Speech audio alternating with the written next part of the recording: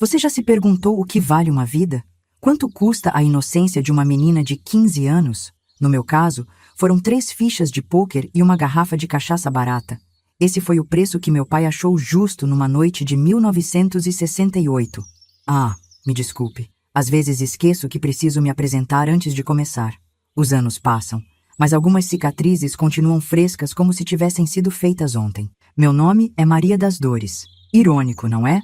Hoje tenho 70 anos e resolvi contar minha história porque percebi que o silêncio pode machucar tanto quanto as palavras. Sabe, minha filha, aqui de cima da minha varanda em Perdizes, olhando São Paulo se espalhar feito uma colcha de retalhos mal feita, ainda consigo sentir o cheiro da terra molhada da minha feira de Santana. É engraçado como a memória funciona. Tem dias que não lembro onde coloquei meus óculos, mas posso descrever com detalhes o vestido florido que usava naquela noite, quando meu pai me apostou numa mesa de jogo. O barulho da cidade grande nunca me deixou esquecer o silêncio daquela noite. Era um silêncio diferente, sabe?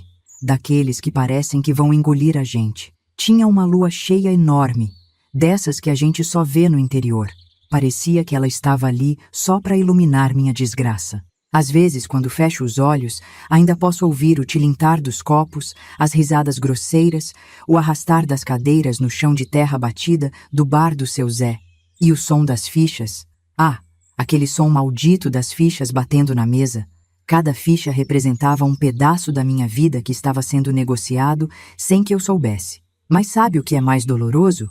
Não foi a traição do meu pai, nem mesmo o destino que me aguardava. Foi o olhar da minha mãe quando tudo aconteceu. Um olhar vazio, resignado, como se ela já soubesse que esse dia chegaria. Como se todas as mulheres da nossa família estivessem destinadas a serem moeda de troca em algum momento.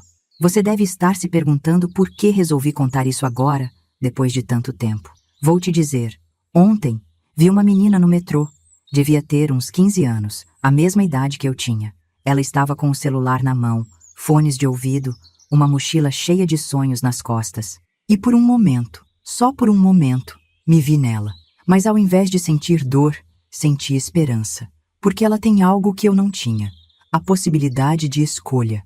É por isso que estou aqui, sentada nesta cadeira de balanço, vendo o sol se pôr entre os prédios de concreto. Não quero que minha história morra comigo.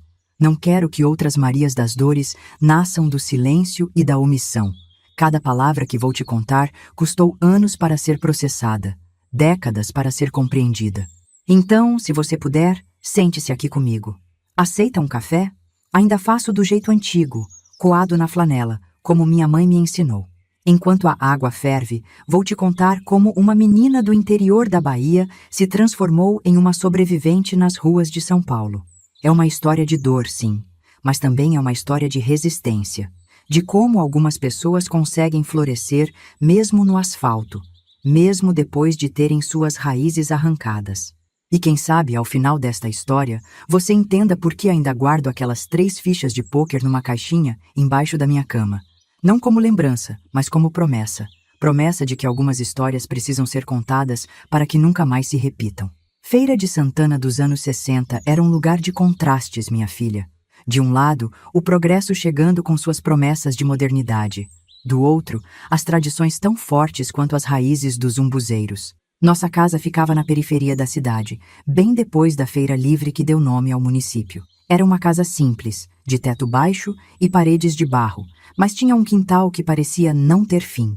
Nesse quintal, minha mãe, Dona Josefa, cultivava de tudo um pouco. Tinha hortelã para os chás, manjericão para espantar mal-olhado e até um pé de romã que ela dizia ter plantado no dia que eu nasci. Ela era uma mulher pequena, mas com uma força que só as mulheres nordestinas parecem ter. Daquelas que acordava antes do sol para fazer beiju na chapa e só deitava depois que a última panela estava limpa e guardada.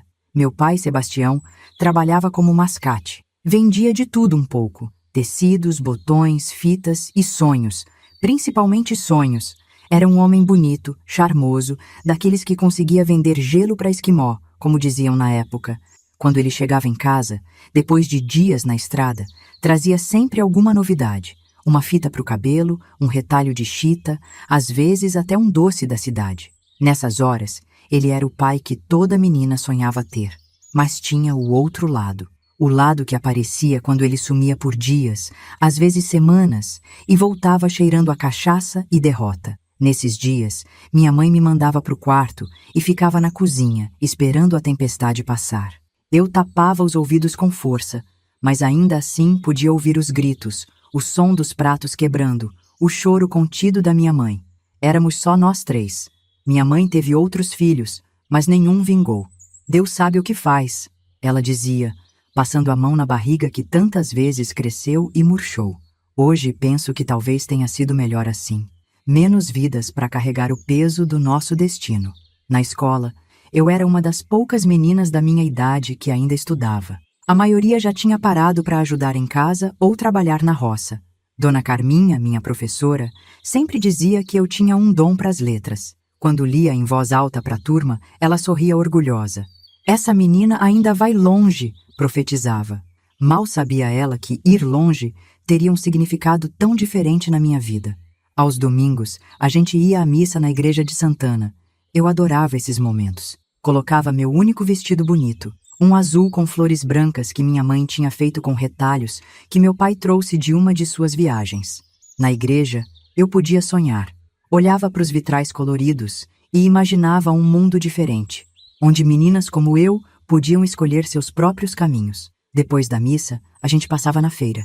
Era uma explosão de cores, cheiros e sons. Os feirantes gritando suas ofertas, o cheiro de tempero fresco, as bancas de frutas organizadas como um arco-íris terreno. Minha mãe regateava cada tostão, esticando o pouco dinheiro que tinha para fazer a feira da semana. Às vezes, quando sobrava algum trocado, ela comprava um pedacinho de rapadura para a gente dividir no caminho de casa. À noite, sentada na soleira da porta, eu ficava olhando as estrelas e sonhando. Queria ser professora, igual Dona Carminha. Ou quem sabe costureira, para fazer vestidos bonitos como os que via nas revistas que às vezes chegavam na cidade. Sonhos simples, né? Mas eram meus. Só meus. Tinha também o João, filho do seu Manuel da venda. A gente trocava olhares na missa, e às vezes ele passava na frente de casa assoviando. Meu primeiro amor platônico, desses que a gente só tem aos 15 anos. Tão puro que nem sabia direito o que era amor. Mas a vida tem um jeito engraçado de transformar pureza em amargura.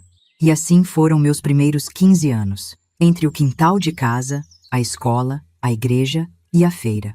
Entre os sonhos de menina e a realidade dura de ser mulher, num lugar onde ser mulher já era uma sentença. Eu não sabia então, mas cada dia era um passo em direção àquela noite fatídica.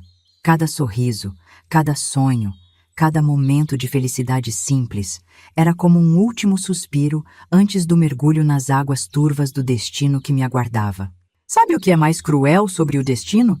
É como ele te prepara para o pior sem você perceber. Naquela época, começaram a aparecer uns homens diferentes na cidade. Chegavam em carros grandes, desses que levantavam poeira nas ruas de terra e faziam todo mundo parar para olhar. Eles vinham de São Paulo, Rio de Janeiro, diziam que eram empresários, que iam trazer progresso. Progresso? Que palavra bonita para disfarçar tanta maldade. Um deles era o Dr. Ricardo Mendes. Alto, sempre de terno, mesmo no calor da Bahia. Tinha um jeito de olhar que me gelava a espinha. Quando ele entrava no bar do seu Zé, onde meu pai passava as noites, todo mundo mudava o tom de voz, como se ele fosse algum tipo de realeza.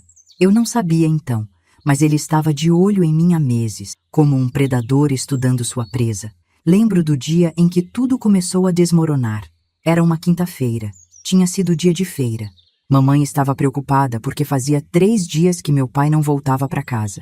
Não era incomum ele sumir assim, mas dessa vez era diferente. Tinha uma tensão no ar, como aquele silêncio pesado que vem antes de uma tempestade forte. Maria, mamãe me chamou enquanto lavava a louça do jantar. Você tá crescida agora, precisa entender algumas coisas. Ela parou, secou as mãos no avental gasto e sentou comigo na mesa da cozinha. Seu pai, ele tá devendo dinheiro pra gente perigosa. Muito dinheiro. Suas mãos tremiam enquanto falava. Se acontecer alguma coisa, você corre. Corre e não olha para trás. Eu não entendi direito na hora. Achei que era só mais um dos problemas de jogo do meu pai, que logo passaria como todos os outros. Mas havia algo diferente no olhar da minha mãe, um medo que eu nunca tinha visto antes. Naquela noite, não consegui dormir. Ficava pensando nas palavras dela, no que elas realmente significavam. Pela janela do meu quarto, via a lua cheia iluminando nosso quintal, as sombras das árvores dançando com o vento.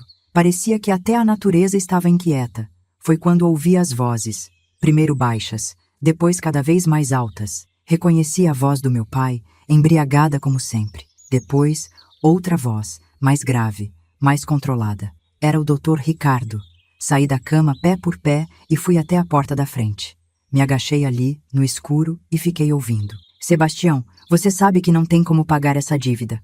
A voz do Dr. Ricardo era suave, quase paternal, mas tinha algo de ameaçador nela.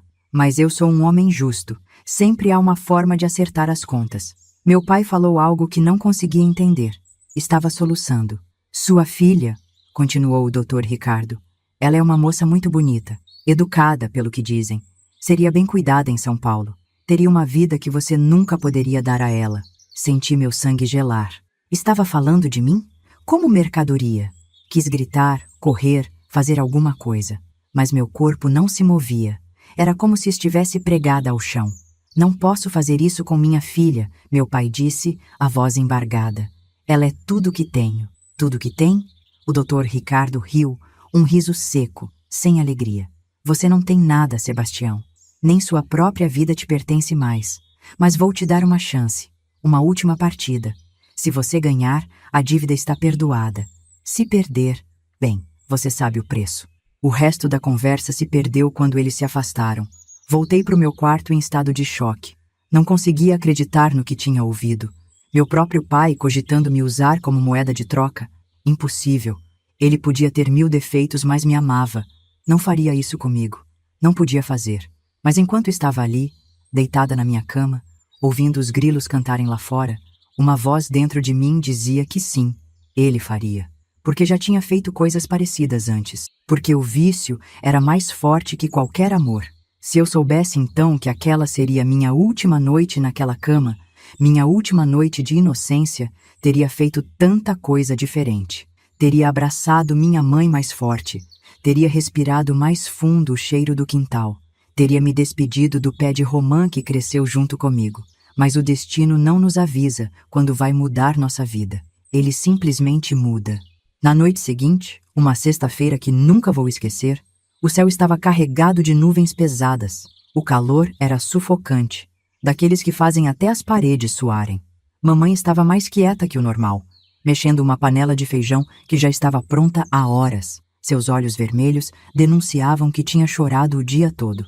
Por volta das 7 da noite, meu pai chegou em casa. Diferente das outras vezes, não estava bêbado. Estava sóbrio, mas com um olhar estranho, perdido. Se arruma, Maria, ele disse, sem me olhar nos olhos. Vamos sair. Sebastião, pelo amor de Deus, minha mãe implorou, agarrando o braço dele. Não faz isso. Ele a empurrou com força. Foi a primeira vez que vi meu pai ser violento com ela na minha frente. Sempre acontecia longe dos meus olhos, como se a ignorância me protegesse de alguma forma. Se arruma, ele gritou para mim. Bota aquele vestido azul. E se alguém perguntar, você tem 18 anos, entendeu? Minhas mãos tremiam tanto que mal conseguia abotoar o vestido. Aquele mesmo vestido azul com flores brancas que eu tanto amava, que usava para ir à missa. Enquanto me arrumava, ouvia os soluços contidos da minha mãe na cozinha. O bar do seu Zé ficava a uns 15 minutos de casa, mas naquela noite o caminho pareceu durar uma eternidade. Meu pai ia na frente, pisando firme, como quem vai para a guerra. Eu o seguia, tropeçando nas próprias pernas, sentindo o coração bater tão forte que achava que ia explodir. Quando chegamos, o bar estava diferente. As mesas de sempre tinham sido afastadas, deixando apenas uma no centro, iluminada por um lampião. Em volta dela, 4 homens jogavam cartas. Entre eles, reconheci o Dr. Ricardo, impecável em seu terno claro, um charuto pendendo do canto da boca. Ah, Sebastião! Ele sorriu ao nos ver. E essa deve ser a jovem Maria, ainda mais bonita de perto. Seu olhar me percorreu de cima a baixo, como se estivesse avaliando uma mercadoria. Senti vontade de vomitar. Vamos acabar logo com isso. meu pai disse puxando uma cadeira. As horas seguintes foram um borrão de cartas sendo distribuídas, fichas mudando de mãos, copos batendo na mesa. Eu fiquei num canto como uma estátua, observando minha vida ser apostada numa mesa de pôquer. Dr. Ricardo jogava com calma, quase com tédio, como se soubesse exatamente como aquela noite terminaria. De vez em quando, erguia os olhos das cartas e me lançava aquele sorriso frio que me perseguiria pelos anos seguintes. Lá para meia-noite, aconteceu. Meu pai apostou suas últimas 3 fichas numa mão. All-in, ele disse, a voz tremendo. Dr. Ricardo nem piscou. Colocou a mesma quantidade de fichas no centro da mesa. Straight flush, anunciou meu pai, revelando suas cartas com um sorriso de triunfo. Dr. Ricardo esperou alguns segundos, saboreando o momento, antes de baixar suas cartas devagar. Royal flush, disse simplesmente. O silêncio que seguiu foi ensurdecedor. Meu pai ficou olhando para as cartas como se não entendesse o que tinha acontecido. Depois, num movimento súbito, virou a mesa, espalhando cartas e fichas pelo chão. Você trapaceou! Gritou, avançando para Dr. Ricardo. 2 homens enormes, que eu nem tinha notado antes, surgiram das sombras e seguraram meu pai. Dr. Ricardo se levantou calmamente, ajeitou o terno e acendeu outro charuto. Sebastião, você sempre foi um péssimo jogador, mas um acordo é um acordo. Ele estalou os dedos e um terceiro homem me agarrou pelo braço. A menina vem comigo. Não! Gritei, tentando me soltar. Pai, não deixa! Mas meu pai não olhou para mim. Manteve os olhos fixos no chão, onde as cartas ainda estavam espalhadas como folhas mortas após uma tempestade. Uma última coisa, Dr. Ricardo disse, jogando uma garrafa de cachaça aos pés do meu pai. Para ajudar você a esquecer. Fui arrastada para fora do bar, minhas unhas deixando marcas no batente da porta enquanto eu tentava resistir. A última imagem que tive do meu pai foi dele ajoelhado no chão, agarrando aquela garrafa como se fosse sua última salvação. O mundo desabou naquele instante, literalmente. Uma chuva forte começou a cair assim que me jogaram dentro de um carro preto, grande e luxuoso. As gotas batiam com força contra o vidro, como se até o céu chorasse por mim. Eu gritava, esperneava, batia nos vidros com toda a força que tinha, mas era inútil. O carro era à prova de som, meus gritos não passavam daquele espaço apertado e sufocante. Dr. Ricardo sentou-se ao meu lado, acendendo outro charuto, o cheiro forte me deixando ainda mais nauseada. Acalme-se, Maria, ele disse, sua voz fria como gelo. Essa histeria não combina com uma moça tão bonita. Suas palavras só me fizeram gritar mais alto, chorar mais forte. Eu implorava para voltar. Prometia que seria uma boa filha, que nunca mais daria trabalho, como se a culpa fosse minha, como se eu tivesse feito algo para merecer aquilo. À medida que o carro se afastava de Feira de Santana, senti como se cada quilômetro fosse uma ferida se abrindo dentro de mim. Minha cidade, minha casa, minha mãe, tudo ficava para trás, engolido pela escuridão da noite e pela cortina de chuva. Pensei na minha mãe. Será que ela sabia? Será que tinha concordado com aquilo? Não, impossível. Lembrei do seu olhar triste naquela tarde, de como tinha me abraçado mais forte antes de eu sair. Ela sabia, sim. Sabia, e não pôde fazer nada para me proteger. Essa realização doeu mais do que qualquer outra coisa. E meu pai? Como ele pôde? Como alguém podia apostar a própria filha numa mesa de jogo? A imagem dele ajoelhado no chão, agarrado àquela garrafa de cachaça, ficou gravada na minha mente. Naquele momento, todo o amor que eu sentia por ele se transformou em ódio. Um ódio tão profundo que me assustou. As horas se arrastavam. Eu alternava entre momentos de choro convulsivo e um silêncio carregado de desespero. Dr. Ricardo permanecia impassível ao meu lado, como se estivesse apenas fazendo uma viagem de negócios rotineira. De vez em quando, ele falava algo sobre como minha vida seria melhor em São Paulo, como eu teria oportunidades que jamais teria em Feira de Santana. Cada palavra dele era como uma faca se cravando mais fundo no meu peito. Em algum momento, exausta de tanto chorar, adormeci. Quando acordei, o dia já estava amanhecendo. A paisagem lá fora tinha mudado completamente. Não havia mais as árvores retorcidas da caatinga, nem os campos abertos que eu conhecia. Agora, tudo o que via eram estradas intermináveis, e ao longe, o contorno de prédios enormes se desenhando contra o céu. São Paulo. A cidade grande que eu só conhecia por histórias e imagens de revistas velhas. Vista dali, do banco de trás daquele carro, parecia um monstro de concreto, pronto para me engolir. Foi então que a realidade me atingiu com toda a força. Não era um pesadelo. Eu não ia acordar na minha cama, com o cheiro do café da mamãe vindo da cozinha. Aquilo estava realmente acontecendo. Eu estava sozinha, completamente sozinha, nas mãos de um homem que me vira como nada mais que uma mercadoria. O pânico tomou conta de mim. Comecei a hiperventilar, meu peito apertado como se 1000 mãos invisíveis estivessem me sufocando. Quero ir para casa, sussurrei, minha voz quase inaudível. Por favor, me leva de volta. Dr. Ricardo apenas riu, uma risada seca, sem humor. Sua casa agora é aqui, Maria. Melhor se acostumar. Naquele momento, algo dentro de mim se quebrou. Não foi como um galho se partindo, barulhento e repentino. Foi mais como uma erosão silenciosa.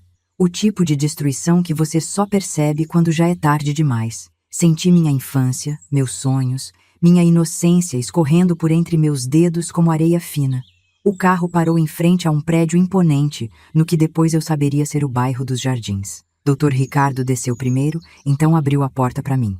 Bem-vinda à sua nova vida, ele disse, com um sorriso que não alcançava seus olhos. Desci do carro com as pernas bambas, ainda vestindo aquele vestido azul com flores brancas, agora amarrotado e sujo da viagem. Olhei para o céu de São Paulo, tão diferente do céu aberto de Feira de Santana. Não havia estrelas aqui, apenas uma imensidão cinzenta e sufocante. Naquele momento, fiz uma promessa silenciosa a mim mesma. Prometi que, não importava o que acontecesse, não importava quanto tempo levasse, eu sobreviveria. Sobreviveria e um dia contaria minha história. Para que nenhuma outra Maria das Dores tivesse que passar pelo que eu estava passando. O apartamento era grande, luxuoso, mas para mim parecia uma prisão. Tapetes persas, móveis de madeira escura, quadros caros nas paredes. Tudo gritava riqueza, mas de um jeito frio, sem vida. Dr. Ricardo me mostrou o que seria meu quarto, maior que toda a minha casa em Feira de Santana, com uma cama king size e cortinas de seda. Você vai gostar daqui, ele disse, como se estivesse me fazendo um favor. Amanhã vamos comprar roupas novas, te apresentar à cidade. Mas por hoje, descanse. Assim que a porta se fechou atrás dele, desabei no chão. Chorei até não ter mais lágrimas, até minha garganta doer de tanto soluçar. Quando finalmente consegui me levantar, vi meu reflexo no espelho enorme do quarto. Não me reconheci. A menina de Feira de Santana tinha ficado para trás, em algum lugar daquela estrada.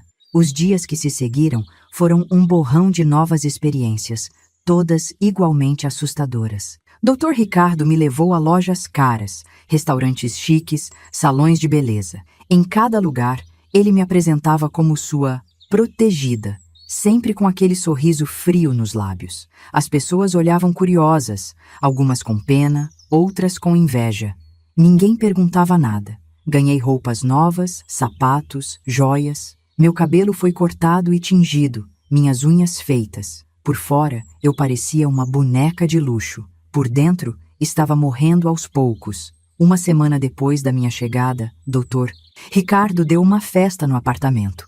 Homens de terno, mulheres com vestidos caros e joias brilhantes. Eu fui apresentada como a atração principal. Minha mais nova aquisição, ele dizia, rindo como se tivesse contado uma piada particularmente engraçada.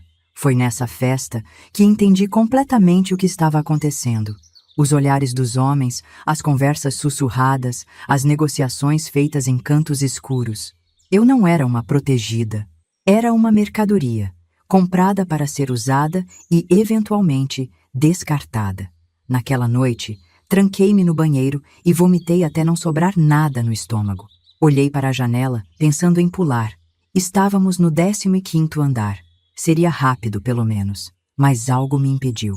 Aquela promessa que tinha feito a mim mesma no dia da chegada. Eu sobreviveria. Tinha que sobreviver. As semanas se arrastavam. Dr. Ricardo aparecia de vez em quando, sempre com presentes caros e palavras vazias. Eu aprendi a sorrir sem alegria, a concordar sem realmente ouvir. Meu corpo estava ali, mas minha mente vagava, sempre voltando para a Feira de Santana, para o cheiro de terra molhada após a chuva, para o som dos pássaros no quintal de casa. Um dia, cerca de 1 mês após minha chegada, recebi uma visita inesperada. Era Dona Eulália, a governanta do apartamento. Ela entrou no meu quarto sem bater, carregando uma bandeja com chá. "Beba isso, menina", ela disse, me estendendo uma xícara. Seu sotaque era forte, nordestino como o meu. "Vai te fazer bem." Olhei desconfiada para o líquido escuro. "O que é isso?" "Chá de boldo com um pouco de cachaça", ela respondeu, sentando-se na beirada da cama. "Para acalmar os nervos e o estômago. Sei que você tem passado mal." Bebi o chá em silêncio, sentindo o calor se espalhar pelo meu corpo. Dona Eulália me olhava com uma mistura de pena e compreensão. "Você não é a primeira, sabe?" ela disse finalmente. "E, infelizmente, não será a última. Mas escute bem o que vou te dizer. Você é forte, mais forte do que pensa. Vai sobreviver a isso." Suas palavras acenderam uma pequena chama de esperança dentro de mim. Era a primeira vez desde que cheguei que alguém me tratava como um ser humano, não como um objeto. "Como eu saio daqui?" perguntei, minha voz não mais que um sussurro. Dona Eulália balançou a cabeça tristemente. "Não é tão simples, menina. Eles têm olhos em toda parte. Mas vou te ajudar no que puder. Por enquanto, aprenda. Observe, guarde cada informação. Um dia, isso pode ser sua salvação." Naquela noite, pela primeira vez em semanas, dormi sem pesadelos. A visita de Dona Eulália tinha mudado algo em mim. Não era exatamente esperança, era mais como determinação. Eu não seria apenas uma vítima, seria uma sobrevivente. Na manhã seguinte, acordei com uma ideia fixa na mente. Precisava aprender a ler e escrever melhor. Na escola em Feira de Santana, eu mal tinha passado das primeiras letras. Aqui, neste mundo novo e cruel, conhecimento seria poder.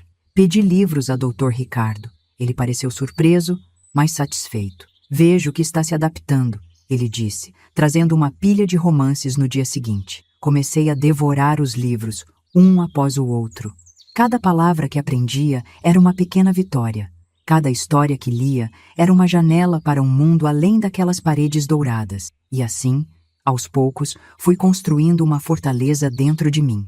Uma fortaleza feita de palavras, de conhecimento, de pequenos atos de rebeldia. Eu ainda estava presa, ainda estava à mercê de homens cruéis, mas minha mente começava a se libertar. Os meses se passaram e eu fui aprendendo a navegar nesse novo mundo. Cada dia era uma luta, cada hora um desafio. O apartamento luxuoso continuava sendo minha prisão, mas aos poucos fui encontrando pequenas brechas, pequenos momentos de, não diria liberdade, mas talvez um pouco menos de opressão.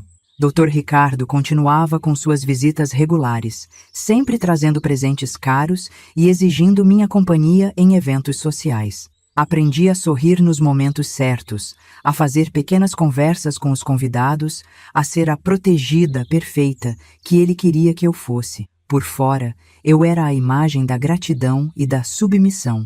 Por dentro, eu fervia de raiva e determinação. Um dos maiores desafios era manter minha sanidade. As paredes do apartamento pareciam se fechar sobre mim a cada dia. Comecei a desenvolver uma rotina para me manter ocupada. Acordava cedo, antes mesmo de Dona Eulália chegar para preparar o café da manhã. Fazia exercícios no quarto, improvisando com o que tinha à mão. Depois, passava horas lendo e estudando. Os livros se tornaram meu refúgio e minha arma. Comecei com romances simples, mas logo passei para obras mais complexas. História, geografia, matemática. Cada novo conhecimento era uma pequena vitória contra o sistema que tentava me manter ignorante e submissa. Mas nem tudo eram livros e estudos. Havia os dias ruins, os dias em que a realidade da minha situação me atingia com toda a força. Nesses dias, eu me trancava no banheiro e chorava silenciosamente, deixando a água do chuveiro correr para abafar meus soluços. Pensava na minha mãe, no meu pai, na vida que tinha deixado para trás. A saudade era como uma dor física, constante e aguda. Foi numa dessas crises que tive meu primeiro confronto direto com o Dr. Ricardo. Ele chegou sem avisar, me encontrando no meio de um choro convulsivo. "O que é isso, Maria?" Ele perguntou, sua voz fria como sempre. Achei que já tivéssemos superado essa fase. Algo dentro de mim explodiu. Toda a raiva, todo o medo, toda a frustração que eu vinha reprimindo por meses transbordou. Superado? Gritei, me levantando. Como posso superar ser tratada como um objeto? Como posso superar ter sido vendida pelo meu próprio pai? Ele me olhou, surpreso com minha explosão. Por um momento, vi algo em seus olhos. Medo? Mas logo sua expressão voltou ao normal. Aquela máscara de indiferença que eu conhecia tão bem. Cuidado, Maria, ele disse, sua voz baixa e ameaçadora. Você está aqui por escolha do seu pai. Eu poderia ter te deixado naquela cidadezinha, sem futuro, sem perspectivas. Ao invés disso, te dei uma vida de luxo. Deveria ser grata. Suas palavras só aumentaram minha fúria. Grata? Por ser sua prisioneira? Por ser usada como um brinquedo para seus amigos ricos? Antes que eu percebesse o que estava acontecendo, senti o impacto da mão dele no meu rosto. A força do tapa me fez cair no chão. Nunca mais fale assim comigo, ele disse, se inclinando sobre mim. Você é minha, entendeu? Minha propriedade, e farei o que quiser com você. Depois que ele saiu, fiquei ali no chão por horas, sentindo meu rosto arder onde ele tinha me batido. Mas algo tinha mudado dentro de mim. O medo ainda estava lá, claro, mas havia algo mais. Uma determinação feroz, um desejo de sobreviver e um dia me vingar. Naquela noite, Dona Eulália entrou no meu quarto silenciosamente. Ela não disse nada, apenas sentou-se ao meu lado na cama e segurou minha mão. Ficamos assim por um longo tempo, em silêncio. Sua presença era um lembrete de que eu não estava completamente sozinha. Você precisa ser mais cuidadosa, menina, ela finalmente disse. Homens como ele, eles são perigosos, não podem ser enfrentados diretamente. Então o que eu faço? Perguntei, minha voz rouca de tanto chorar. Você aprende, observa, guarda cada informação e espera o momento certo. Suas palavras ficaram comigo nos dias que se seguiram. Comecei a prestar mais atenção em tudo ao meu redor. Nas conversas que Dr. Ricardo tinha ao telefone, nos nomes que ele mencionava, nos papéis que deixava sobre a mesa. Descobri que seu negócio ia muito além de mim. Havia outras garotas, outras protegidas espalhadas pela cidade. E havia mais. Políticos corruptos, juízes comprados, empresários envolvidos em esquemas de lavagem de dinheiro. Dr. Ricardo estava no centro de uma teia complexa de criminalidade. Cada pedaço de informação que eu coletava era cuidadosamente guardado na minha memória. Não podia escrever nada, seria perigoso demais. Mas minha mente se tornou um arquivo vivo, catalogando cada detalhe que pudesse um dia me ser útil. Foi nessa época que comecei a planejar minha fuga. Não seria fácil, eu sabia. Dr. Ricardo tinha olhos e ouvidos por toda parte. Mas eu tinha algo que ele não esperava: determinação. E mais importante, tinha tempo. Podia ser paciente. Podia esperar o momento certo. Enquanto esse momento não chegava, eu continuava minha rotina. Lia, estudava, observava. Cada livro que devorava, cada conversa que ouvia escondida, cada detalhe que notava, era um passo em direção à minha liberdade. Eu ainda era uma prisioneira, mas minha mente estava mais livre do que nunca. Com o passar do tempo, minha determinação só crescia. Cada dia era uma batalha, mas eu estava decidida a vencer a guerra. Minha primeira tentativa de fuga veio quase 6 meses depois da minha chegada a São Paulo. Era uma tarde de domingo, um dos raros momentos em que o apartamento ficava praticamente vazio. Dr. Ricardo tinha saído para um de seus intermináveis almoços de negócios, e Dona Eulália estava de folga. Eu tinha observado por semanas a rotina dos seguranças no prédio, memorizando seus turnos e movimentos. Com o coração batendo tão forte que achei que fosse explodir, fiz meu caminho até a porta da frente. Minhas mãos tremiam tanto que mal conseguia segurar a maçaneta. Quando finalmente abri a porta, o corredor vazio parecia me convidar para a liberdade. Cheguei até o elevador sem ser notada. Apertei o botão do térreo, rezando para todos os santos que conhecia. Quando as portas se abriram no saguão, dei 2 passos para fora e dei de cara com João, um dos seguranças pessoais de Dr. Ricardo. Aonde pensa que vai, senhorita Maria? Ele perguntou, seu tom falsamente cordial, não escondendo a ameaça implícita. Gaguejei alguma desculpa sobre querer tomar ar fresco, mas sabia que tinha sido pega. João me acompanhou de volta ao apartamento, sua mão firme no meu braço deixando claro que não tinha escolha. A punição por essa tentativa foi severa. Dr. Ricardo, furioso, me trancou no quarto por dias, com apenas o mínimo de comida e água. Mas o pior não foi o confinamento físico, foi o que veio depois. Achei que já tivéssemos superado essa fase de rebeldia, Maria, ele disse quando finalmente veio me ver. Vejo que preciso tomar medidas mais drásticas. No dia seguinte, fui levada a uma clínica particular. Lá, sob o olhar vigilante de enfermeiras que pareciam mais carcereiras, fui submetida a uma série de tratamentos, injeções que me deixavam grogue, pílulas que embotavam meus sentidos. Tudo sob o pretexto de acalmar meus nervos. Passei semanas naquele lugar, lutando para manter minha sanidade. Cada dia era uma névoa de medicamentos e interrogatórios disfarçados de sessões de terapia. Eles queriam quebrar minha vontade, transformar-me em uma boneca obediente. Mas eles subestimaram minha força interior. Mesmo nos momentos mais sombrios, agarrei-me às memórias de Feira de Santana, ao cheiro da terra depois da chuva, ao som da risada da minha mãe. Essas lembranças eram minha âncora, impedindo que eu me perdesse completamente. Quando finalmente voltei ao apartamento, estava fisicamente debilitada, mas mentalmente mais forte do que nunca. Tinha aprendido uma lição valiosa. A liberdade não viria facilmente. Precisaria ser mais esperta, mais paciente.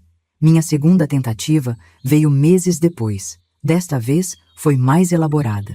Tinha conseguido, através de pequenos furtos cuidadosos, juntar algum dinheiro. Não muito, mas o suficiente para uma passagem de ônibus e alguns dias de comida. Planejei tudo meticulosamente. Esperei por um dos eventos sociais de Dr. Ricardo, quando o apartamento estaria cheio de gente e a vigilância, teoricamente, mais relaxada. Vestida com roupas simples que tinha escondido, misturei-me aos empregados que serviam a festa. Consegui chegar até a rua desta vez. O ar da noite de São Paulo nunca tinha me parecido tão doce. Por um momento, acreditei que tinha conseguido. Caminhei rápido, sem olhar para trás, em direção à estação de ônibus mais próxima. Foi quando ouvi a voz de Dr. Ricardo atrás de mim. Impressionante, Maria. Realmente impressionante. Virei-me, o pânico tomando conta de mim. Ele estava parado a poucos metros, 2 de seus capangas ao lado. Você realmente achou que eu não estaria preparado? Ele continuou, sua voz calma contrastando com o terror que eu sentia. Que não teria câmeras informantes? Que não saberia cada passo seu? Fui levada de volta ao apartamento. Desta vez, não houve clínica, não houve confinamento. A punição foi mais sutil e, de certa forma, mais cruel.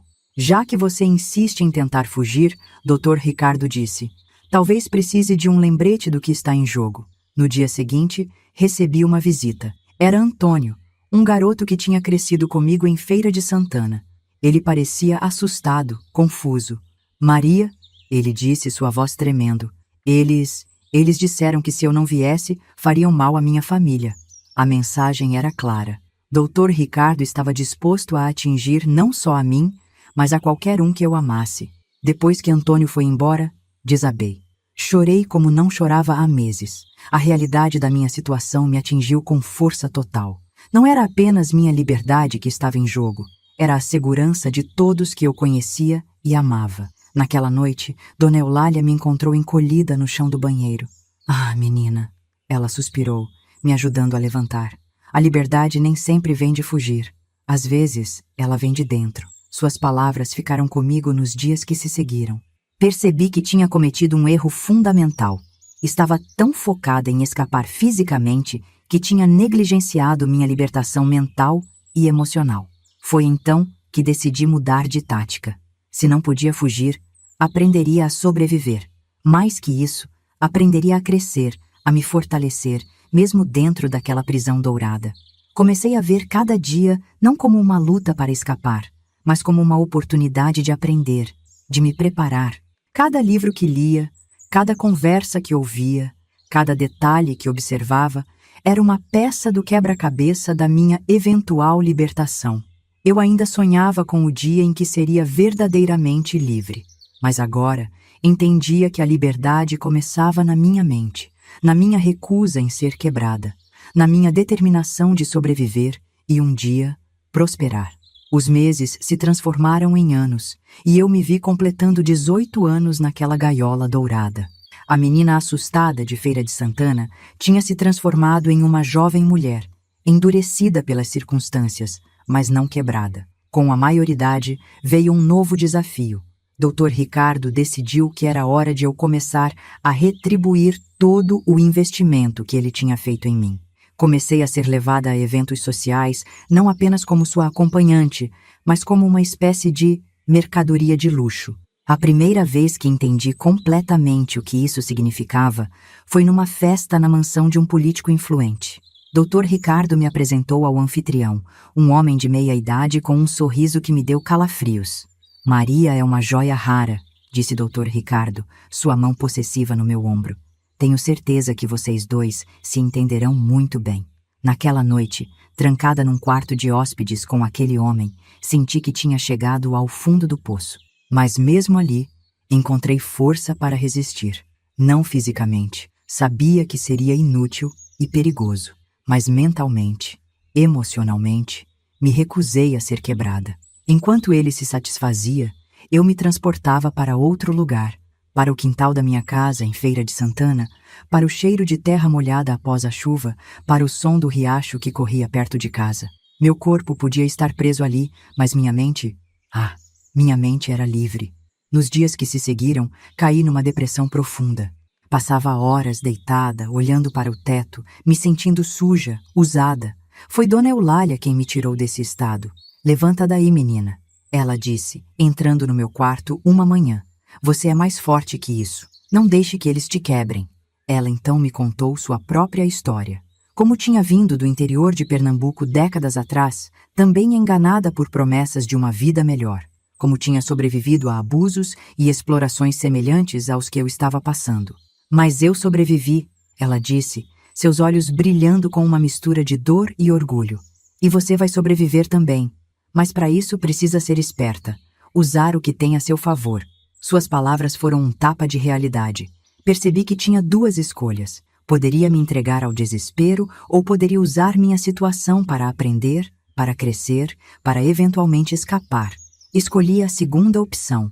Comecei a prestar mais atenção nas conversas que aconteciam ao meu redor durante esses eventos. Políticos, empresários, celebridades, todos tinham seus segredos, suas fraquezas. E eu comecei a coletar essas informações como se fossem tesouros. Aprendi a ler as pessoas, a entender suas motivações, seus desejos ocultos. Descobri que podia manipular situações sutilmente, direcionando conversas, plantando ideias.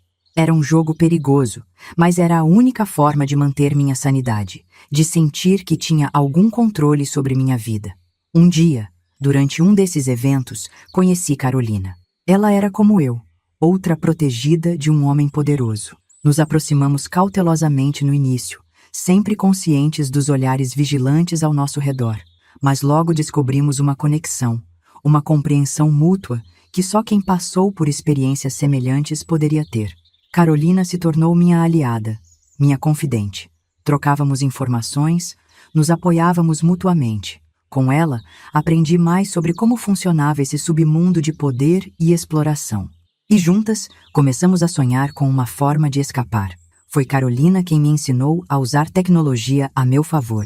Ela tinha conseguido esconder um smartphone e me mostrou como acessar a internet secretamente, como usar redes sociais de forma anônima, como buscar informações sem deixar rastros. Com esse novo conhecimento, um mundo de possibilidades se abriu.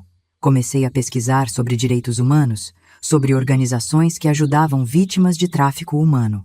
Descobri histórias de outras mulheres que tinham conseguido escapar de situações semelhantes, mas o mais importante, comecei a entender a extensão da rede criminosa da qual fazíamos parte. Não era apenas sobre nós, sobre exploração sexual. Era uma teia complexa de corrupção, lavagem de dinheiro, tráfico de influência. E Dr. Ricardo estava no centro de tudo isso. Percebi que minha libertação não poderia ser apenas sobre mim. Se quisesse realmente ser livre, precisaria desmantelar todo o sistema. Era uma tarefa assustadora, quase impossível. Mas pela primeira vez em anos, senti um propósito, uma direção. Comecei a coletar evidências, gravações de áudio feitas secretamente com o celular escondido, fotos tiradas discretamente durante eventos, nomes e datas anotados mentalmente e depois transcritos em um arquivo criptografado online. Cada pedaço de informação era um tijolo na construção da minha eventual liberdade, mas também era um risco enorme. Se fosse descoberta, houve momentos de quase descoberta. Uma vez, Dr. Ricardo entrou no quarto sem avisar enquanto eu estava online. Por pouco não me pegou. Meu coração batia tão forte que achei que fosse explodir, mas consegui disfarçar a tempo. "O que está fazendo?" Ele perguntou desconfiado. "Lendo", respondi, mostrando um dos livros que ele mesmo tinha me dado, tentando melhorar meu vocabulário para os eventos sociais. Ele pareceu satisfeito com a resposta, mas percebi que precisava ser ainda mais cuidadosa. Apesar dos riscos, continuei.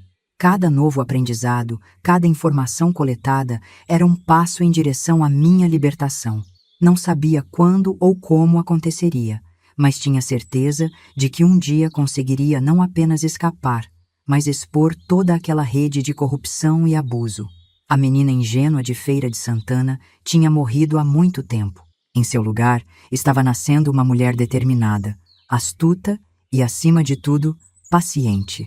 Eu sabia que minha chance chegaria, e quando chegasse, estaria pronta. O tempo passava, e com ele, minha rede de informações e contatos crescia.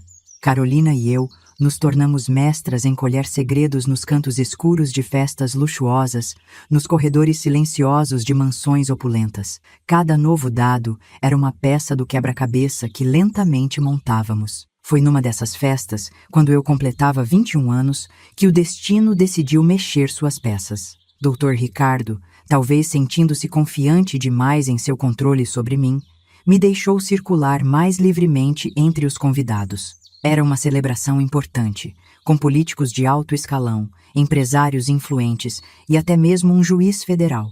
Enquanto servia champanhe e sorrisos falsos, captei uma conversa que mudaria tudo. Em um canto afastado, o juiz federal, um homem que eu sabia ser crucial nos esquemas de Dr. Ricardo, conversava em tons baixos com um empresário que eu não reconhecia. "A operação está pronta para começar", sussurrou o juiz. "Em 2 semanas, todos os mandados serão expedidos. Ricardo não vai saber o que o atingiu." Meu coração disparou. Uma operação? Mandados? Isso significava que as autoridades estavam de alguma forma investigando o doutor. Ricardo? Era a oportunidade que eu esperava há anos, mas também representava um perigo imenso. Nos dias que se seguiram, a tensão no ar era palpável. Dr. Ricardo parecia mais nervoso, mais irritadiço. Suas ligações telefônicas tornaram-se mais frequentes e secretas. Algo estava prestes a acontecer, e eu sabia que precisava agir rápido. Com a ajuda de Carolina, comecei a organizar todas as informações que tínhamos coletado ao longo dos anos. Evidências de corrupção, listas de políticos envolvidos, detalhes sobre o esquema de tráfico de pessoas, tudo foi cuidadosamente compilado e criptografado. Mas então, o inesperado aconteceu. Numa tarde aparentemente comum, ouvi uma comoção vinda da sala principal do apartamento. Esgueirando-me silenciosamente, vi Dr. Ricardo em uma discussão acalorada com 2 homens que nunca tinha visto antes. "Você prometeu que estava tudo sob controle", gritava um deles, um homem corpulento com um bigode espesso. "E está", retrucou Dr. Ricardo, mas sua voz traía seu nervosismo. "Foi apenas um contratempo. Em poucos dias, tudo estará resolvido." "Resolvido?" O outro homem, mais magro e com um terno impecável, falou com desdém. "A federal está respirando em nossos pescoços e você fala em resolver?" Meu sangue gelou. Eles sabiam da operação. De alguma forma, Dr. Ricardo tinha sido avisado. Percebi que o tempo estava se esgotando rapidamente. Naquela noite, depois que todos tinham ido embora e o apartamento estava em silêncio, fiz algo que não fazia há anos. Rezei, pedi força, pedi coragem, pedi uma chance. Na manhã seguinte, minha prece parecia ter sido atendida. Dr. Ricardo anunciou que precisaria viajar por alguns dias para resolver uns problemas. Era a oportunidade que eu esperava. Assim que ele saiu, entrei em ação. Usando o celular escondido, Entrei em contato com um jornalista investigativo cujo nome tinha ouvido mencionado em uma das festas. Marcamos um encontro para o dia seguinte em um café movimentado no centro da cidade. O risco era enorme. Se fosse pega, as consequências seriam terríveis. Mas eu sabia que essa poderia ser minha única chance de liberdade. Na noite anterior ao encontro, mal consegui dormir. Minha mente girava com todos os cenários possíveis, com tudo que poderia dar errado. E se fosse uma armadilha? E se Dr. Ricardo descobrisse? E se... Foi Dona Eulália quem me acalmou. Sem que eu dissesse uma palavra, ela pareceu entender o que estava acontecendo. Menina, ela disse segurando minhas mãos trêmulas. Chegou a hora, não é? Assenti, incapaz de falar. Lembre-se de quem você é, ela continuou. Você é forte, sobreviveu até aqui. Vai conseguir. Suas palavras me deram a coragem que eu precisava. Na manhã seguinte, vesti-me com cuidado, escolhendo roupas discretas que não chamassem atenção. Coloquei todos os dados que tinha coletado em um pendrive escondido em um colar. Quando estava prestes a sair, Dona Eulália me entregou um pequeno embrulho. Para dar sorte, ela disse com um sorriso triste. Dentro havia um terço, velho e gasto, que ela me disse ter pertencido à sua avó. Coloquei-o no bolso, sentindo seu peso como um lembrete de todas as mulheres que vieram antes de mim, que lutaram e sobreviveram. O caminho até o café foi o mais longo da minha vida. Cada rosto na rua parecia um potencial espião de Dr. Ricardo. Cada carro que passava poderia estar me seguindo. Meu coração batia tão forte que achei que fosse desmaiar. Finalmente, cheguei ao local combinado.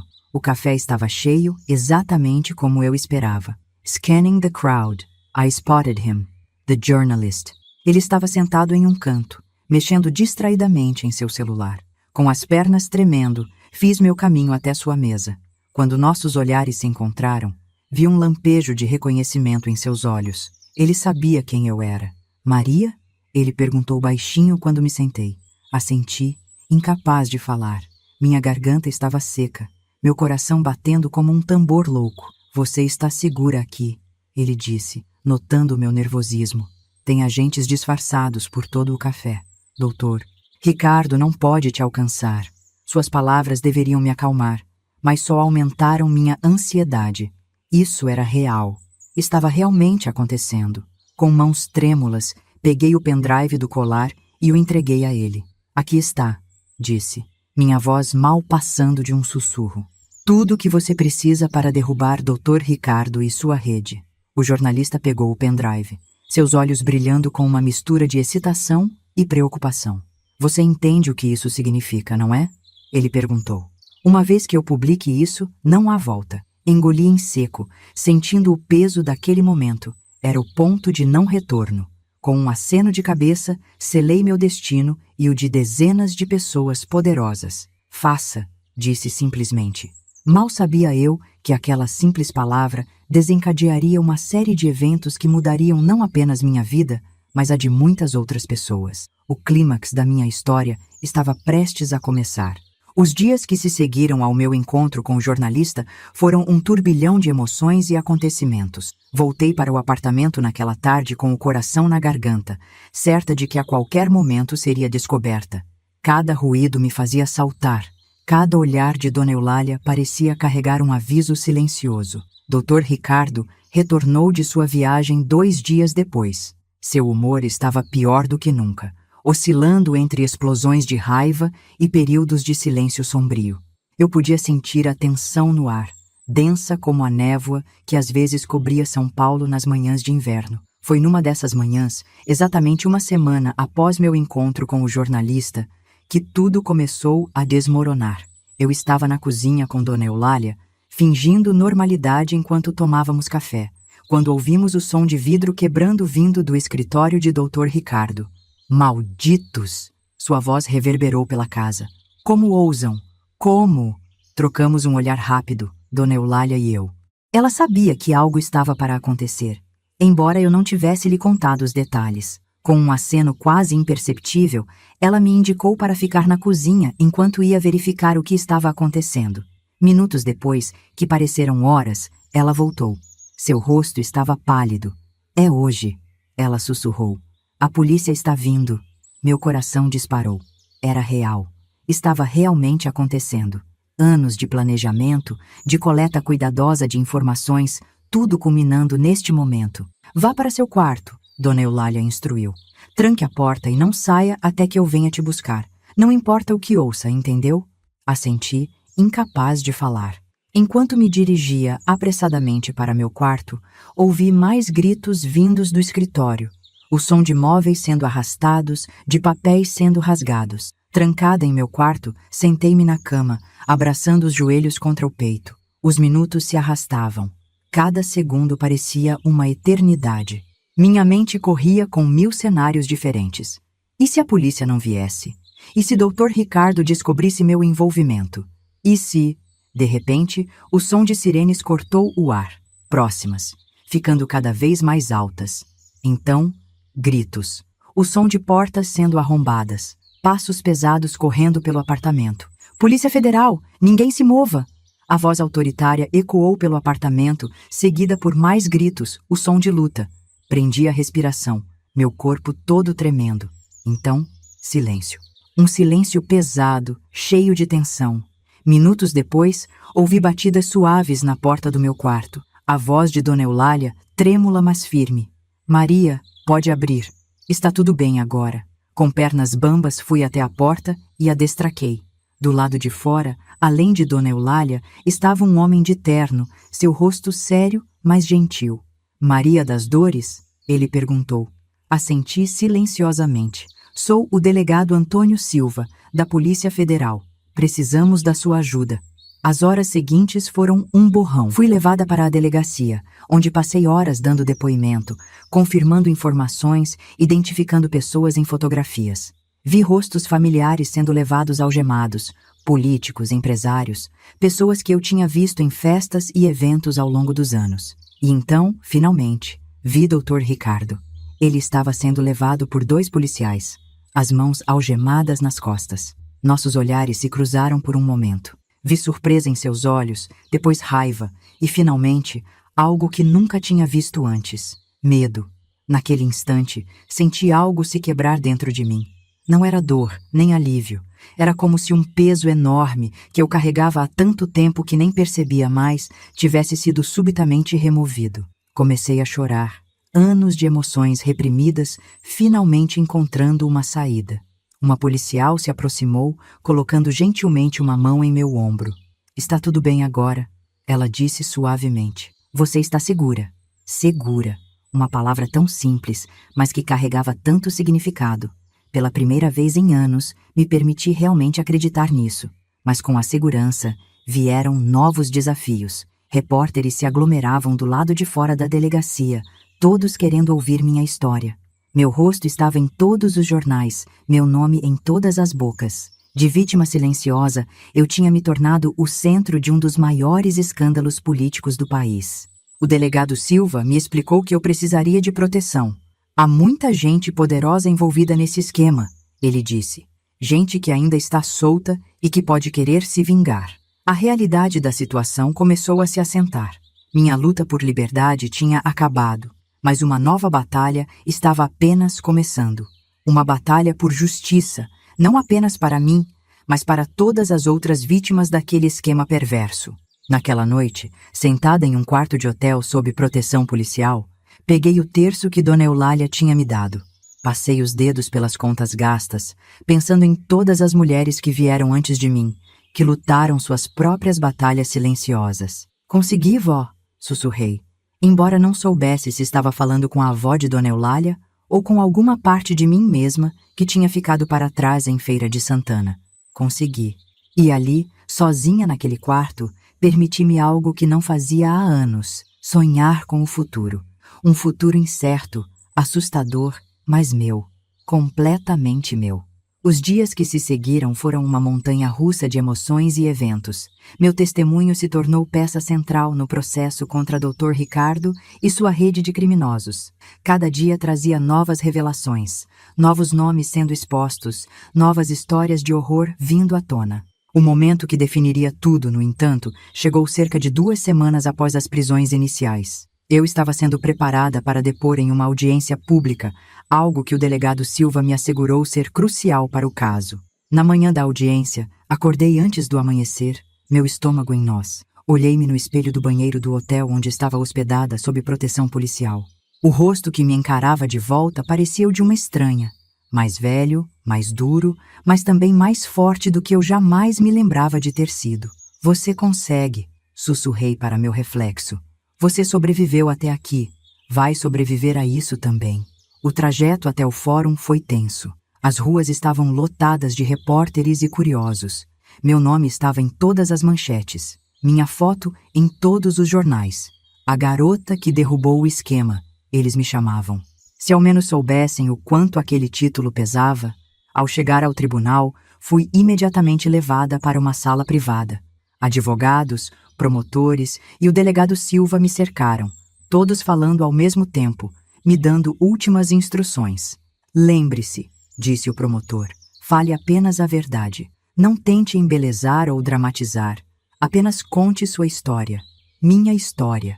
Como se fosse simples assim. Como se anos de abuso, medo e sobrevivência pudessem ser resumidos em algumas frases bem colocadas. Quando finalmente fui chamada para depor, o silêncio que caiu sobre o tribunal foi ensurdecedor. Caminhei até o banco das testemunhas, sentindo o peso de centenas de olhares sobre mim. Na primeira fila, vi rostos familiares, políticos, empresários, todos aqueles que um dia tinham me visto como nada mais que um objeto à venda. E então, no canto da sala, vi um rosto que fez meu coração parar por um momento. Minha mãe. Ela estava lá, os olhos cheios de lágrimas, as mãos apertando um lenço. Ao seu lado, para minha surpresa, estava meu pai. Ele parecia ter envelhecido décadas, seu rosto marcado pela culpa e pelo remorso. Por um momento, pensei que fosse desabar, mas então senti algo dentro de mim se fortalecer. Não estava ali apenas por mim. Estava ali por todas as outras meninas que tinham passado pelo que eu passei, por todas as que ainda estavam presas naquele mundo sombrio. Comecei a falar. Minha voz, inicialmente trêmula, foi ganhando força à medida que contava minha história.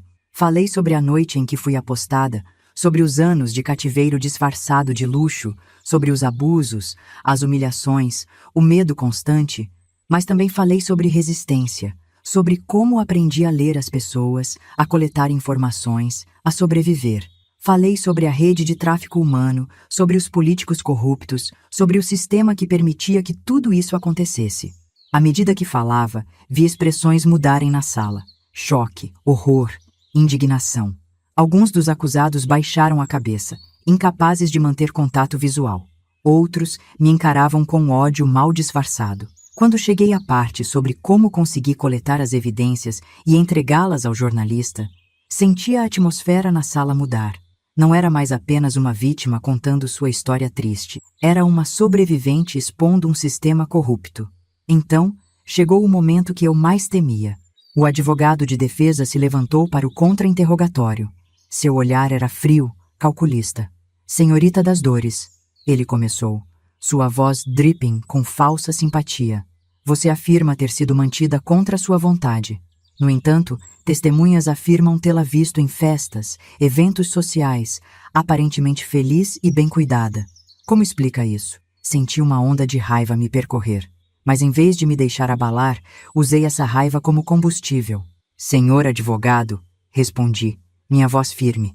O senhor já ouviu falar em síndrome de Estocolmo? Já imaginou o que é sorrir para seu captor, sabendo que sua vida depende disso? Já pensou no que é ser forçada a parecer feliz enquanto está morrendo por dentro? O silêncio que se seguiu foi ensurdecedor. Vi o advogado hesitar, claramente não esperando uma resposta tão direta. E quanto às roupas caras, às joias? Ele tentou novamente. Isso não indica que você estava lá por vontade própria? Olhei diretamente nos olhos dele. As correntes nem sempre são visíveis, senhor. Às vezes, elas são feitas de medo, de ameaças veladas, de manipulação psicológica. Uma gaiola de ouro ainda é uma gaiola. Naquele momento, senti algo mudar na sala. Não era apenas minha história sendo contada. Era a história de incontáveis mulheres que tinham passado por situações semelhantes. Era a exposição de um sistema que permitia que seres humanos fossem tratados como mercadorias. Quando terminei meu depoimento, horas depois, o silêncio na sala era palpável. Vi lágrimas nos olhos de muitos dos presentes, inclusive de alguns dos jurados. O juiz me olhava com uma mistura de respeito e pesar. Ao deixar o banco das testemunhas, meus olhos encontraram os da minha mãe. Ela sorriu através das lágrimas, um sorriso que carregava anos de dor, culpa e agora, uma ponta de esperança. Naquele momento, entendi que minha jornada não tinha terminado. Na verdade, estava apenas começando. A menina de Feira de Santana tinha morrido há muito tempo, mas em seu lugar estava uma mulher forte, determinada a lutar não apenas por si mesma, mas por todas as outras que não tinham voz. As repercussões do meu testemunho foram imediatas e avassaladoras. Assim que deixei o tribunal, fui engolfada por uma onda de repórteres, flashes de câmeras e gritos de perguntas. O delegado Silva e sua equipe me escoltaram rapidamente para um carro blindado, mas não antes que eu visse as manchetes nos celulares e tablets erguidos ao meu redor. Testemunho bomba abala Brasília. Rede de tráfico humano exposta. A voz que abalou o sistema. Dentro do carro, tremendo apesar do calor, tentei processar o que tinha acabado de acontecer. Tinha dito tudo, exposto cada detalhe sórdido, cada nome, cada evento. Não havia mais volta. Você foi incrível lá dentro, disse o delegado Silva, sua voz misturando admiração e preocupação. Mas as coisas vão ficar complicadas agora. Muita gente poderosa vai querer te silenciar.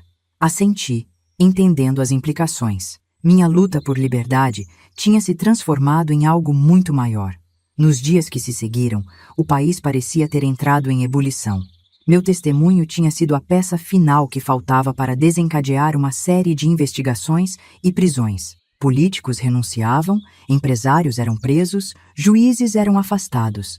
Era como se uma cortina tivesse sido levantada, revelando a podridão que se escondia por trás da fachada de respeitabilidade da alta sociedade. Eu observava tudo isso do relativo isolamento de uma casa segura, onde fui colocada sob proteção policial 24 horas por dia. As notícias chegavam através da TV e de briefings regulares do delegado Silva. Foi durante um desses briefings, cerca de uma semana após o testemunho, que recebi a notícia que mais me abalou. Maria, disse o delegado, seu tom mais gentil que o usual. Encontramos outras garotas, dezenas delas, algumas ainda, em cativeiro. Senti meu coração apertar. Sabia que não era a única, claro, mas ouvir isso confirmado, saber que havia outras como eu ainda presas naquele pesadelo. Elas estão pedindo para falar com você, continuou ele. Acham que só você pode realmente entender o que passaram. A ideia de enfrentar outras vítimas, de ver nos olhos delas o mesmo terror que eu tinha vivido, me assustava, mas também sentia uma responsabilidade. Eu tinha conseguido escapar, tinha conseguido falar. Agora, era minha vez de estender a mão para aquelas que ainda estavam presas nas sombras. Eu vou, disse, minha voz mais firme do que me sentia por dentro. O encontro foi marcado para 2 dias depois, em um local seguro. Quando entrei na sala e vi aquelas mulheres, algumas quase meninas ainda, senti como se estivesse me vendo em um espelho distorcido do tempo. Seus olhares eram uma mistura de medo, esperança e um cansaço que ia além do físico. Uma delas, não devia ter mais de 16 anos, se aproximou hesitante. É verdade? Ela perguntou, sua voz quase um sussurro. Podemos realmente sair dessa? Ter uma vida normal? Olhei nos olhos dela, vendo ali o reflexo do meu próprio passado. Não vai ser fácil, respondi honestamente. Mas sim, é possível. Vocês são mais fortes do que pensam. Nas horas que se seguiram, ouvi suas histórias, tão parecidas e ao mesmo tempo tão únicas quanto a minha. Chorei com elas, ri com elas, e pela primeira vez em muito tempo, senti que não estava sozinha. Ao final do encontro, uma das mulheres mais velhas do grupo se aproximou de mim. Seu nome era Luísa, e ela tinha sido a primeira aquisição de Dr. Ricardo, muito antes de mim. Você fez o que muitas de nós sonhamos em fazer por anos, ela disse, segurando minhas mãos. Deu voz ao nosso sofrimento. Agora, o que fazemos? Sua pergunta me pegou de surpresa. O que fazemos? Eu mesma ainda estava tentando entender meu próximo passo. Foi nesse momento que tive uma epifania. Nossa luta não tinha terminado com as prisões e o julgamento. Na verdade, estava apenas começando. Nós falamos, respondi, sentindo uma nova determinação crescer dentro de mim. Continuamos falando. Por nós e por todas as outras que ainda não podem se fazer ouvir. Nos dias que se seguiram, trabalhei incansavelmente com advogados e promotores, ajudando a construir casos contra os envolvidos no esquema. Cada depoimento que dava, cada evidência que fornecia, era uma peça a mais no quebra-cabeça da justiça. Mas o verdadeiro trabalho, percebi, estava apenas começando. Com a ajuda de assistentes sociais e psicólogos, comecei a organizar um grupo de apoio para as vítimas. Um espaço onde podíamos compartilhar nossas histórias, nossas lutas, nossos medos e nossas esperanças. Foi durante uma dessas reuniões que recebi uma visita inesperada. Meus pais tinham vindo me ver. O encontro foi tenso, carregado de emoções reprimidas por anos. Minha mãe chorou, pedindo perdão por não ter me protegido. Meu pai, um homem quebrado pela culpa e pelo remorso, mal conseguia me olhar nos olhos. Eu não posso mudar o passado, disse a eles, surpresa com a firmeza da minha própria voz. Mas posso escolher meu futuro, e escolho não deixar que o que aconteceu defina quem eu sou. Aquele encontro foi o primeiro passo de um longo e doloroso processo de reconciliação. Não seria fácil, eu sabia, mas era necessário. Não apenas para mim, mas para todas nós que estávamos tentando reconstruir nossas vidas. À medida que os dias se transformavam em semanas, comecei a ver mudanças não apenas em mim, mas em todas as mulheres do grupo. Aos poucos, o medo em seus olhos ia sendo substituído por determinação. Suas vozes, antes tímidas e hesitantes, ganhavam força. Estávamos nos tornando mais do que sobreviventes. Estávamos nos tornando guerreiras, prontas para lutar não apenas por nós mesmas, mas por todas aquelas que ainda não tinham voz. Hoje, sentada na varanda do meu pequeno apartamento em São Paulo, olho para a cidade que um dia foi minha prisão e vejo um horizonte de possibilidades. É estranho pensar que se passaram quase 50 anos desde aquela noite fatídica em Feira de Santana. Meio século de lutas, aprendizados e, finalmente, de libertação. O processo de cura, descobri, não é uma linha reta. É uma espiral, com altos e baixos, avanços e retrocessos. Houve dias em que o peso das memórias me sufocava, noites em que acordava gritando, revivendo os horrores do passado. Mas também houve momentos de luz, de esperança, de pequenas vitórias que, somadas, construíram a mulher que sou hoje. Lembro-me do dia em que finalmente consegui andar sozinha pelas ruas de São Paulo, sem olhar constantemente por cima do ombro. Do primeiro sorriso genuíno que dei a um estranho sem sentir medo ou desconfiança. Da primeira vez que consegui usar um vestido sem me sentir exposta ou vulnerável. Cada um desses momentos foi uma pequena revolução pessoal, uma reconquista de partes de mim que achei que tinha perdido para sempre. O grupo de apoio que começamos logo após os julgamentos se transformou em uma ONG. Vozes da Liberdade, nós a chamamos. Um espaço não apenas para curar feridas, mas para transformar nossa dor em ação. Vejo mulheres que chegaram quebradas, assustadas, sem esperança, se transformarem em líderes, advogadas, psicólogas. Cada uma delas carrega cicatrizes, sim, mas também uma força que só quem passou pelo inferno e sobreviveu pode ter. Minha relação com meus pais foi um capítulo à parte nessa jornada de cura. Por muito tempo, a mágoa e a raiva que sentia por eles eram quase tão dolorosas quanto as memórias do cativeiro. Como uma mãe podia não proteger sua filha? Como um pai podia vender sua própria carne e sangue?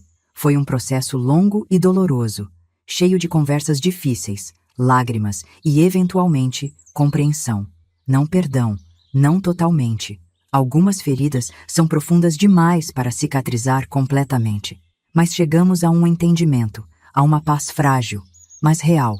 Meu pai faleceu há 10 anos, um homem quebrado pelo remorso e pelo álcool.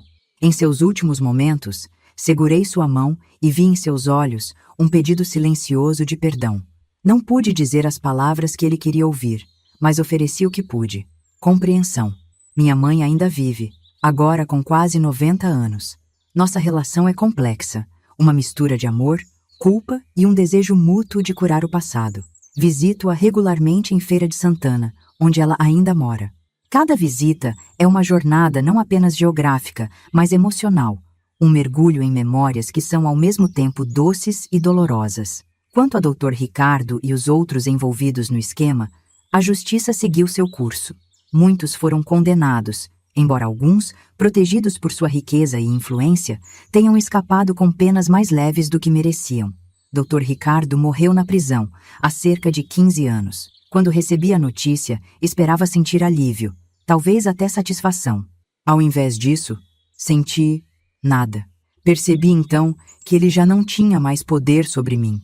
Eu tinha me libertado muito antes de sua morte. O processo de escrita deste livro, porque é isso que estas reflexões se tornaram, tem sido uma jornada em si mesmo. Reviver cada momento, cada emoção tem sido doloroso, mas também incrivelmente libertador. É como se, ao colocar minha história no papel, eu finalmente pudesse olhá-la de fora, entendê-la não apenas como vítima, mas como sobrevivente, como narradora da minha própria vida. Há momentos em que me pergunto, e se? E se meu pai não tivesse me apostado naquela noite? E se eu não tivesse sido levada para São Paulo? Que vida eu teria vivido? Mas logo afasto esses pensamentos. O passado não pode ser mudado, e essas perguntas não têm respostas. O que importa é o que fazemos com o presente, com o futuro que ainda temos pela frente. Olho para minhas mãos enquanto escrevo estas palavras. Mãos que um dia foram frágeis e assustadas, que tremiam ao servir drinks em festas de homens poderosos. Hoje são mãos fortes, capazes, mãos que escrevem, que abraçam, que lutam. Mãos que ajudam outras mulheres a se erguerem, a encontrarem sua própria força. Se pudesse falar com aquela menina de 15 anos, assustada e sozinha em um apartamento luxuoso em São Paulo, o que eu diria? Talvez que a jornada seria longa e difícil, mas que valeria a pena. Que ela é mais forte do que imagina. Que um dia ela não apenas sobreviverá, mas viverá plenamente, intensamente. Aos 70 anos, olho para trás e vejo uma vida que, apesar de todos os horrores, foi vivida com propósito. Cada obstáculo superado, cada batalha vencida, cada mulher que ajudamos a se libertar, tudo isso dá sentido ao sofrimento que passei. Não sou uma vítima, não sou apenas uma sobrevivente. Sou uma guerreira, uma contadora de histórias, uma construtora de pontes entre o passado doloroso e um futuro de esperança. E enquanto houver uma única mulher presa nas sombras do abuso e da exploração, continuarei lutando. Porque agora sei, minha voz, nossa voz coletiva, é mais poderosa do que qualquer prisão, qualquer algema, qualquer sistema opressor.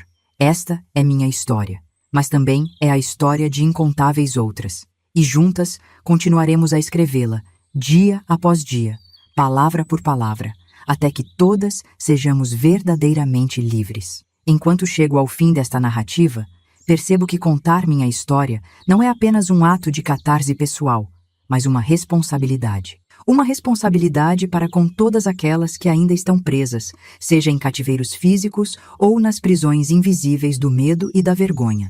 Se há uma mensagem que quero deixar, é esta. Nunca subestime o poder da sua voz. Por anos, fui silenciada, forçada a sorrir e aquecer enquanto gritava por dentro. Mas quando finalmente encontrei coragem para falar, descobri que minha voz tinha o poder de abalar estruturas, de mudar vidas, de inspirar mudanças. Para você que está lendo isto agora, quero dizer, sua história importa. Suas experiências, suas lutas, suas vitórias, tudo isso tem valor. Não deixe que ninguém lhe diga o contrário. Não importa o quão escura a noite pareça, lembre-se sempre que o amanhecer virá. E quando vier, você estará lá para vê-lo, mais forte e mais sábia. Ao longo desses anos, aprendi que a liberdade não é um destino, mas uma jornada contínua. Cada dia traz novos desafios, novas oportunidades de crescimento. Há dias em que o peso do passado ainda me assombra, em que as cicatrizes parecem frescas novamente.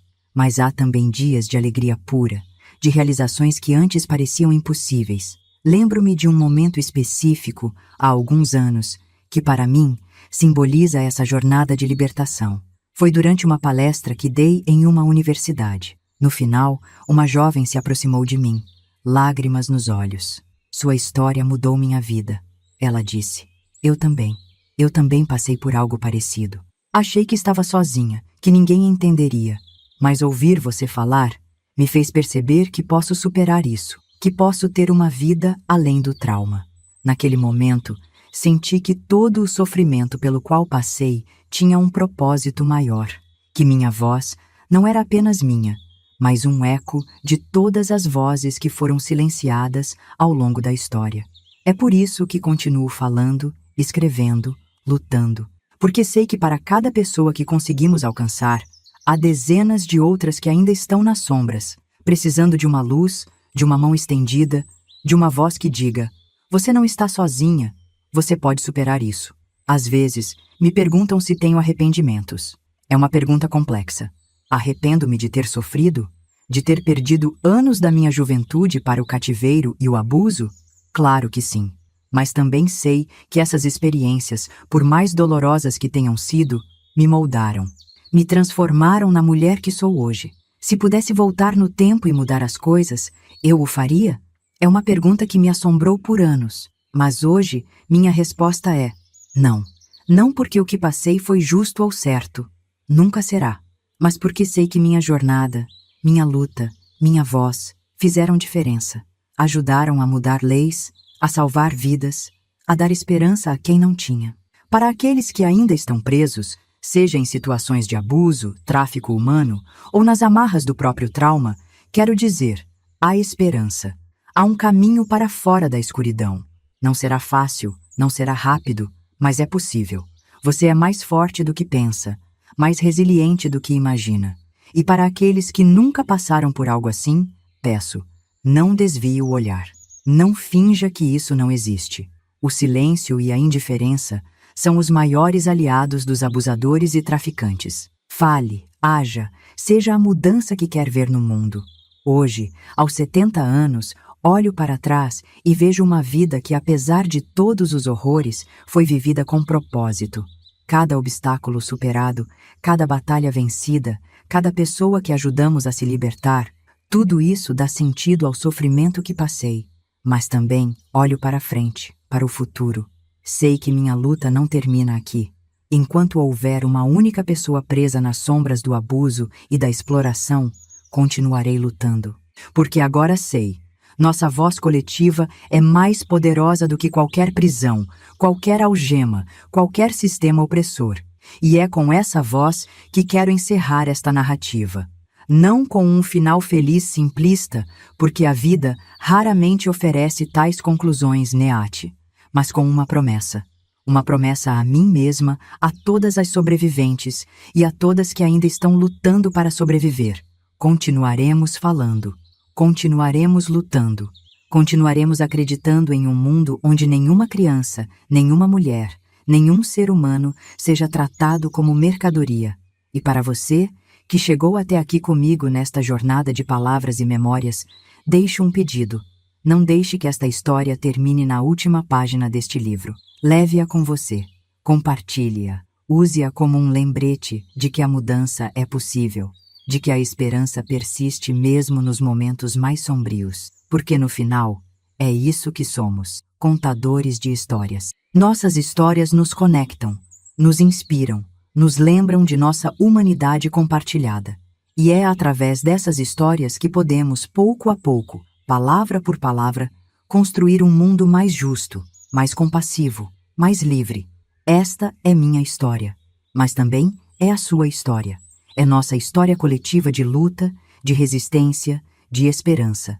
E juntos, continuaremos a escrevê-la dia após dia, até que todos sejamos verdadeiramente livres.